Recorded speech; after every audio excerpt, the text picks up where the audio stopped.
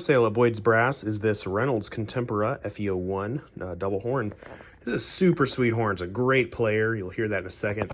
It's really in good shape overall. It does have some damage just from, use, some minor bends and stuff in the horn, but overall this horn is very, very not used at all. The valves have amazing compression. They really work well, quickly, quietly. All the valves have great compression. They work quickly, smoothly.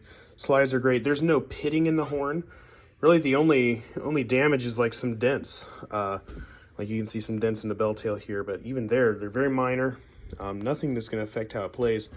This is a phenomenal horn. It's really quite a good player.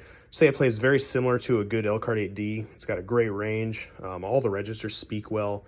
I'm going to come over to the back side of the horn here, and as you can see, again, this is a fantastic horn. All the valves have been aligned. The horn's clean. It's ready to play. Slides greased. There's some remnants of damage that's been corrected on the horn, but overall, like, it's purely cosmetic. There are no thin spots or anything. This is a vintage horn, but it's in really good shape.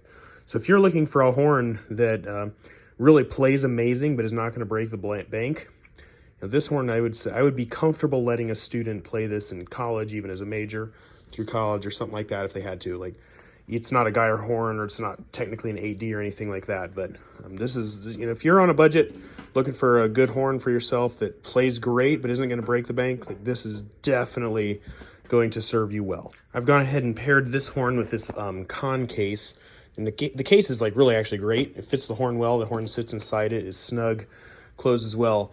There is some like minor cosmetic stuff going on with the case, but overall it's really solid. It's got some writing on it, probably was from a school district at some point. But the case as a whole, very solid. All the latches closed properly. Let's see if I can do this with one hand. All the latches closed properly. I'm just going to close the one for now. And the case looks fine.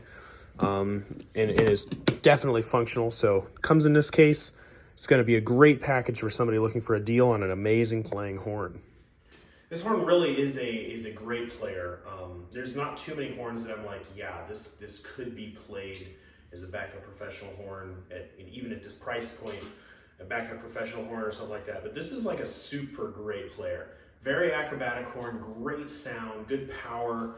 I haven't had trouble with the registers at all. Seems to be well built, so I definitely can recommend this as a daily driver for a good player, somebody who needs something serious at a price point, maybe a backup horn for a professional player, or even a good college horn or something for somebody who doesn't have as much money but really wants a great player of a horn. I'm working on a piece right now called Song of the New World by Richard Basile. I definitely recommend you check it out if you're a horn player looking for something real challenging. This piece, the reason I'm working on it is because it's so low register. It's a fun piece, but not every horn really plays this piece well because it's so extremely challenging and stuff. So it really takes a good horn to effectively play this, and this horn is actually taking it great.